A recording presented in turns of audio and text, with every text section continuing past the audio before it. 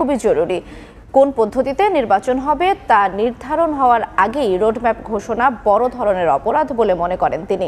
এজন্য নির্বাচন কমিশনকে দেশবাসীর কাছে ক্ষমা চাওয়ার আহ্বান জানান সৈয়দ আব্দুল্লাহ মোহাম্মদ তাহের।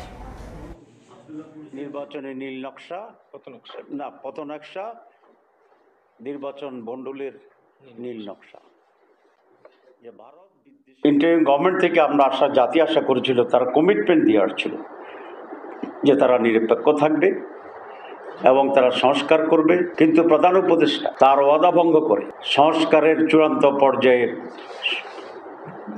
সিদ্ধান্তে পৌঁছার আগেই নির্বাচনের তারিখ ঘোষণা করছে। ফেব্রুয়ারি নির্বাচন হতে হবে, কিন্তু সেগুলো না করেই গতকালের যে পথ নকশা দিয়েছে, আমরা মনে করি এটা এই নির্বাচনের পথ নকশা একটি সুষ্ঠু নির্বাচন বন্ডল করার জন্য একটি নীল নকশা। ফেব্রুয়ারি নির্বাচনে জামাতে ইসলামীর কোনো আপত্তি নেই। আমরা 15 ফেব্রুয়ারি নির্বাচন করার জন্য সারা দেশে প্রস্তুতি নিচ্ছি।